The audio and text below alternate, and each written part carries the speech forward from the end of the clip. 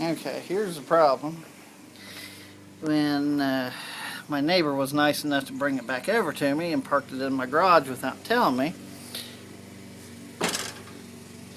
Yeah, there's the replacement. How you bend its shaft that big around, I have no idea.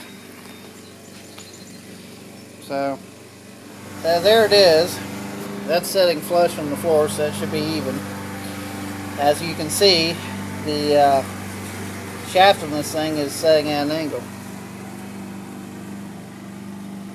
So how hard of an impact would you have to actually bend that? Because one, you would have hit the tire first. Unreal. Okay, there's the top bearing. There's the race here on top. But I ran into a problem. The bearing on the bottom there, which is like right here, looks like that. It's an angled bearing. That should fall right out. It's actually wedged inside of there. So, we're going to replace both the bearings and the races, just to be on the safe side. Okay, I got the new spindle in, put new races, bearings, and a oil cap or grease cap in the bottom. Works fine. Now to put the tire on there. Okay, all we got to do is put the dust cap on the top and grease it.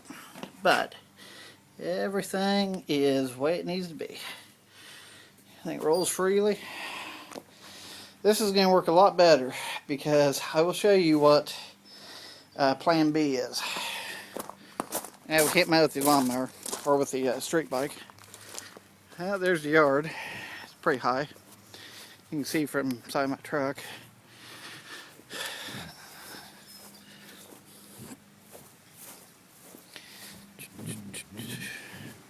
Not that I don't like the push mower, but plan B really is not very efficient. Now, I'm not talking about my wife.